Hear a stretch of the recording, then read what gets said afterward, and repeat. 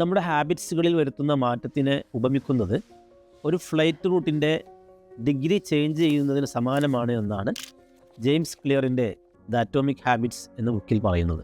അതായത് നിങ്ങൾ ലോസ് ആഞ്ചൽസിൽ നിന്ന് ന്യൂയോർക്ക് സിറ്റിയിലേക്ക് പോവുകയാണെന്ന് വിചാരിക്കുക. ഈ വിമാനത്തിൻ്റെ റൂട്ട് പൈലറ്റ് വെറും 3.5 ഡിഗ്രി സൗത്തിലേക്ക് മാറ്റിയാൽ ന്യൂയോർക്കിന് പകരം നിങ്ങൾ എത്തുന്നത് വാഷിങ്ടൺ DC-യിലായിരിക്കും. ടേക്ക് ഓഫിനിടെ ഈ ചെറിയ മാറ്റം അത്ര പ്രകടമാകില്ല. അതുപോലെ തന്നെയാണ് ദൈനംദിന ശീലങ്ങളിലുണ്ടാകുന്ന ചെറിയ മാറ്റങ്ങൾ ജീവിതത്തെ തന്നെ മാറ്റിമറിക്കും. നിസ്സാരമാണെന്ന് തോന്നുന്ന ഈ ഹാബിറ്റ്സുകളാണ് നിങ്ങളുടെ സക്സസ്സിനെ ഡിസൈഡ് ചെയ്യുന്നത്. ഹാബിറ്റ്സുകൾ ഇരുതല മൂർച്ചയുള്ള വാളുകളെ പോലെയാണ്.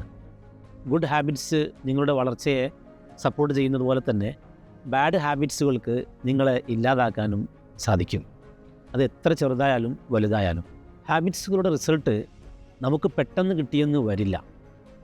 2, 5, 10 വർഷങ്ങൾക്ക് ശേഷം തിരിഞ്ഞു നോക്കുമ്പോൾ മാത്രമാണ് ഇവയുടെ റിസൾട്ട് നമുക്ക് മനസ്സിലാക്കാനും തിരിച്ചറിയാനും സാധിക്കുക.